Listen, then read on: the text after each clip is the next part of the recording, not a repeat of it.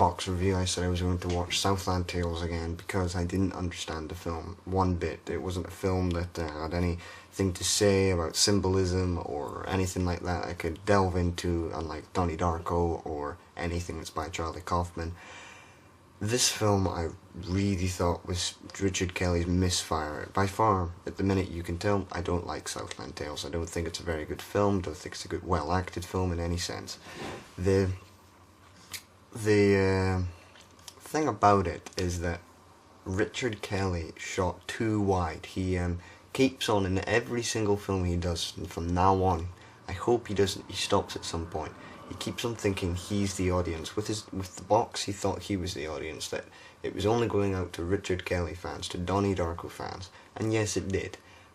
But you could go for a wider audience to bring in more people, and this is what was the problem with me for Southland Tales, is he shot far too wide for the film, and he added in so much into it that it made no sense whatsoever. I don't care what people say.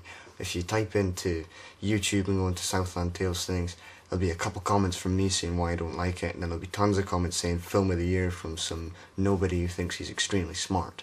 But he's not, because this film makes little to no sense. I'll try and talk about the story. So, it stars The Rock and Sarah Michelle Gellar and Sean Scott William. And I can't really work out what the story is. It's about the end of the world, and it's set in a not too distant future. And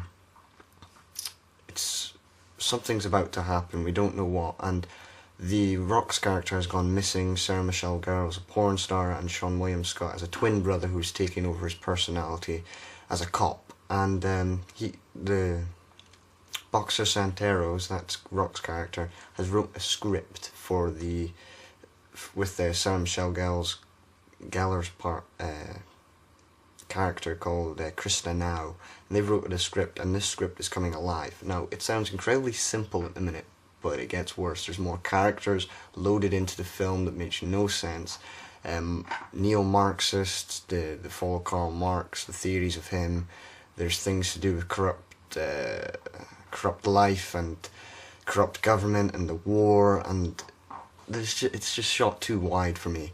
It does have some good parts, though. The film has some good parts, what can I say? I like that he's tried to bring in so many different genres, musicals, comedy, action, whatnot. He's trying to do it, but he didn't do it too well. I like the dark comedy, it's kind of funny in parts. With The Rock, he really does deliver the comedy in some scenes. The soundtrack is always great in all of Richard Kelly films, even in The Box, which I think is if not one of the best soundtracks I've heard all year. Such a brilliant soundtrack. And the film generally looks great. What can I say? All of Richard Kelly films, even if you didn't like The Box or Donnie Darko, you cannot deny that the film looked great. It really is. He knows how to set up a scene and make it look great. But let's just go into the really bad parts. The storyline makes no sense. The things he's trying to say about government and war make no sense in this sci-fi muddled up story that feels like Blade Runner put into a blender, full power, then taken out, made into a jigsaw backwards. Makes no sense. The acting's pretty horrible. It's nothing redeeming. It's got some really bad cast things, but I think partly because no one of big status would really want to do this type of film. And even watching the extras, it's quite funny because the actors can't even explain what the film's about, so it's quite funny. And then Richard Kelly tries to tell us this is a satire. That makes no sense either, because it isn't incredibly funny, and it also just doesn't work for me. And then there's really bad special effects, especially near the end. They just look laughable and really cheap even for a film that only cost $2 million.